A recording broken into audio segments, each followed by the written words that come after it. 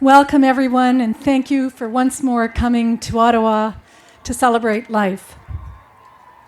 As Janet said, I am the national coordinator of the Silent No More Awareness Campaign, which began in Canada in 2004. Who am I? I am a woman who was the victim of date rape at the age of 15. I am a woman who remembers the fear, the loneliness, the shame, and the despair of that teenage girl who reached out to an abortion helpline to gather information. I am a woman who believed the counselor who said abortion was the obvious solution, the obvious choice, based on my fears. I feared the loss of the love of my family, of having to leave high school, of being a single mother, of a burdensome and even a hopeless future.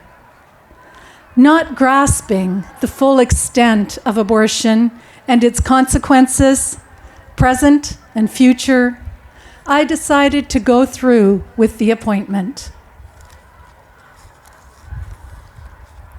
I was accompanied by lies and deception. I walked through the door of that abortion killing center filled with false truths. I gave over $250 to end the life of my child.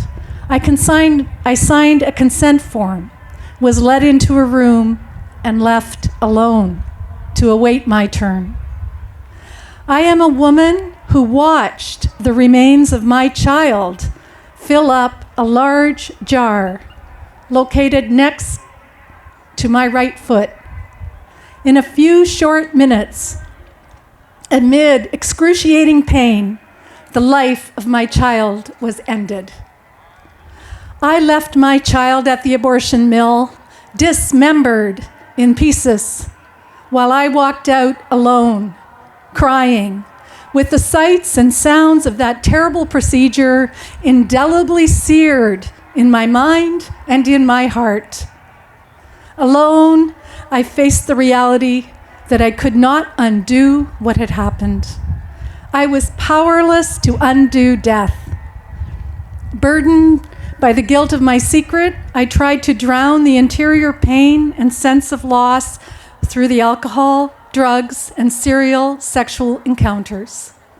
I slid into self-loathing, self-rejection, self-condemnation, and I cut myself off from family and friends and God. I entered a deep abyss of loneliness and isolation. Abortion, the cure for my crisis pregnancy, had led to chaos inside and out and set me on a course towards suicide. But through a grace from God that came in answer to my inward cry for help, I was delivered from the temptation to seek relief in death. Through a phone call, I was reorientated toward God and toward life. In time, I married, and 7 years later conceived our first child, Joseph Michael. But he died at 8 weeks gestation because his pregnancy was ectopic, outside of the womb.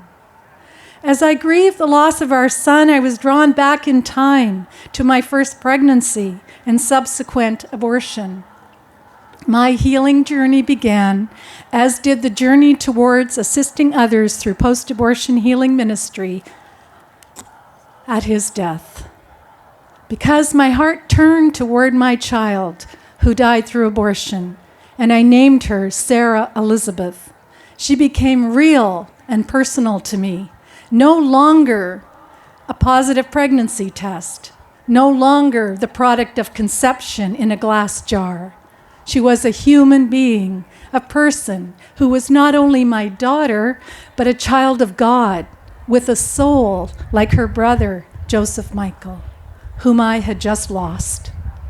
I am a woman who came to understand the trauma of the abortion death of Sarah and how it impacted my life through abortion connectors, anniversary syndrome, emotional reactions of anger, depression, resentment, and unforgiveness.